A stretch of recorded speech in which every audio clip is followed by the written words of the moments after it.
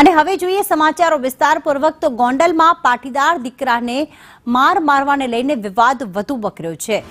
પાટીદાર અગ્રણી ધર્મેશ બોટાણીએ આગેવાનો સામે સવાલ કર્યો। 5 આગેવાનો એવા છે જે માત્ર સમાજનો ઉપયોગ કરે છે।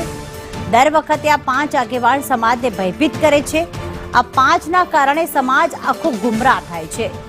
ગોંડલ તાલુકામાં પાટીદાર સમાજની વસ્તી 80% છે। આ 5ના કારણે જ પાટીદાર સમાજને ટિકિટ મળતી નથી। અગાઉ આશીષ કુંજડિયાને પણ મારવામાં આવ્યો હતો। તે સમય પર પાટીદાર સમાજના આગેવાનો ચૂપ રહ્યા। આ બની બેઠેલા આગેવાનોને સમાજ ઓળખે તેવું ધર્મેશ બોટાણીએ નિવેદન કર્યું।